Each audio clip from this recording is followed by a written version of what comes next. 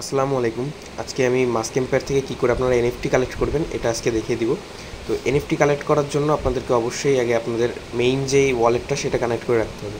সেটা Telegram wallet হোক বা টনকিপার হোক বা বিটগেট ওয়ালেট, মানে যেটাই হোক আপনারা কানেক্ট করে রাখবেন। সেটা আপনারা গিয়ে মিন্ট এনএফটি যেখানে আছে ওইখানে ক্লিক করার পর ওইখানে দেখবেন আরেকটা ওয়ালেট কানেক্ট অপশন আসছে। তো সেখানে আপনারা সেই ওয়ালেটটাই কানেক্ট করবেন যেটা আপনাদের অলরেডি কানেক্ট আছে।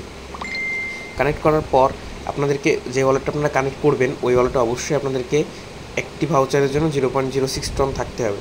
মানে ধরে নেন 0.1 টন রাখবেন, ফিড দিয়ে সহ সব দিয়ে 0.1 টন রাখার চেষ্টা করবেন একটা ভাউচারের জন্য, যদি একটা আনলক হয়। যদি দুইটা আনলক হয় তাহলে ডবল রাখবেন, তিনটা হলে ট্রিপল, মানে যত বেশি হবে তত বেশি রাখার চেষ্টা করবেন। কারণ একটা এনএফটি নিতে গেলে আপনাকে 0.06 টন দিতে হবে। আহামরি দাম কিন্তু বেশি না, আপনাদের হয়তো সর্বোচ্চ গেলে ফিসও একটা কিনতে গেলে আপনাদেরকে সর্বোচ্চ 100 থেকে 150 টাকা খরচ হবে, এর বেশি হবে না।